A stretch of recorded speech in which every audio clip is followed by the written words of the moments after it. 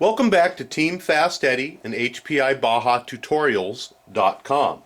Today's tutorial we're going to be working out of page number 26 in the HPI Baja SS manual.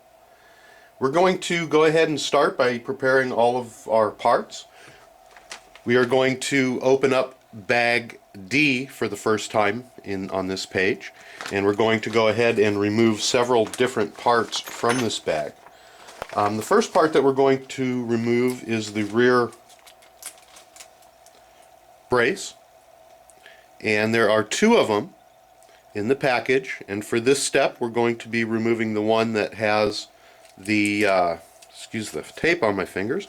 We're going to be removing the one that has the two beveled holes in it, as well as the holes on the side. So this one will have 4 holes. We're going to go ahead and put back into the bag the one that only has 2 holes.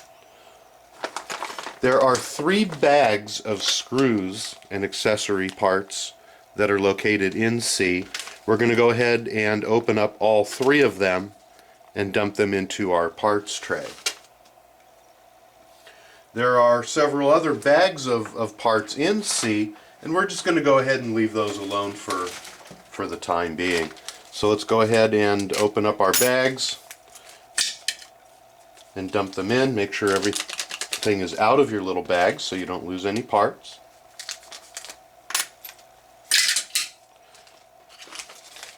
And we'll go ahead and dump all those into our parts tray. We'll go ahead and put our brace in there too so it doesn't get lost. The next parts that we're going to need is going to be the rear chassis brace, or the rear chassis plate. So if you go ahead and take out your chassis bag with all the orange parts and whatnot in it, it is going to be the largest plate that is in there, and it's contained in its own plastic bag as well. So let's go ahead and remove that and put the rest of the parts back into our parts bin so they're filed away and we can find them when we need them. And we'll go ahead and open up the chassis plate, remove it from the bag, and set it on our bench. The next parts that we're going to need are in the bag number 85435, and those are the only 2 parts that are located in this bag. So let's go ahead and open it up and take out our 2 rear bulkheads. And before you start to build them, you're going to want to use a little razor knife or a file and trim all of the sharp edges off from the tree. Again, that was the only part that was in that bag, so we can go ahead and dispose of this bag. Put it out of the way. If you haven't yet already filed your bag D back away, which still has some bearings, some out drives, some grease and whatnot in there, go ahead and file that away so that you can find it easily. The next parts that we're going to need are on tree 85422, and there's 2 of those trees, and there are 4 total parts, 2 on each tree, that we're going to need, and those are 85422-1, and those are these 2 pieces right here on the end of the tree.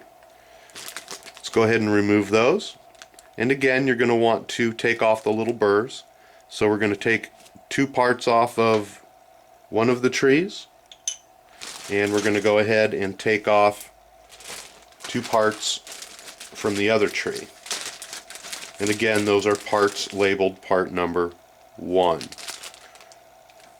We'll go ahead and remove those. That should be, I believe, all of the parts that we're going to be needing for this step.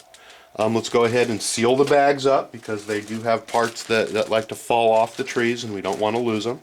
Go ahead and seal those bags up and file them away where you can find them.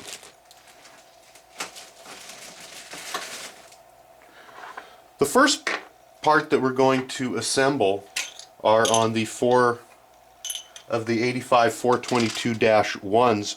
If you'll notice on we'll hold it up to the camera here. On the bottom side there's a little hex there that we need to slide some of the nuts into. So we're going to go ahead and slide the nuts into the holes, and there's 4 units. You can press them in with your fingers or use the nut pressing tool that came with your kit. We're going to go ahead and press these in by hand. They do go in fairly easily. There's 2, 3, and 4. We're now going to go ahead and grab our rear bulkheads, and we need to press some nuts into these units as well. And so we're going to take a look at the directions here, and we're going to go ahead and start with the V-shaped unit. And taking a look at it, you can see that recessed deeply inside the 2 holes here is a place to put some nuts. So let's go ahead and grab 2 of them and slide them in there. They're a little bit difficult to get lined up because they are fairly deep down in the crevice here, and once you do get them in there, you can easily press them in. It's not a tight fit.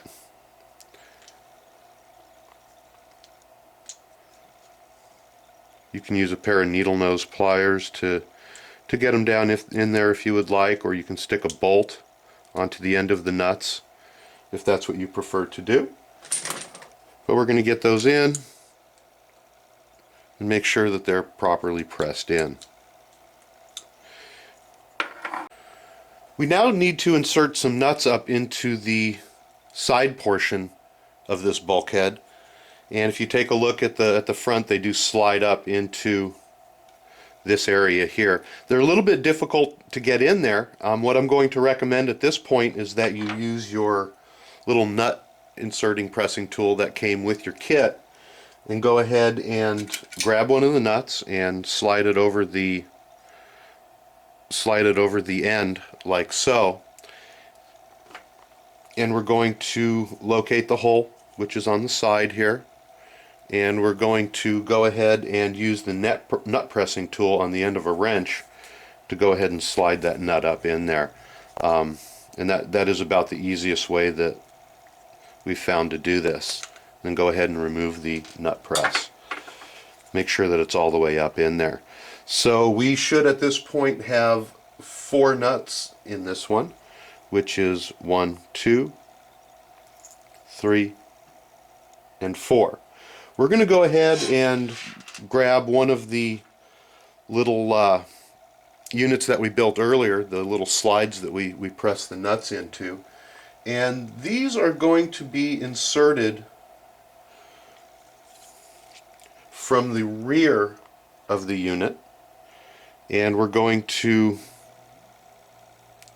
very simply line up. There's a little concaved area on the part, and we're going to make sure that that is pointed out, and we're going to go ahead and slide that in,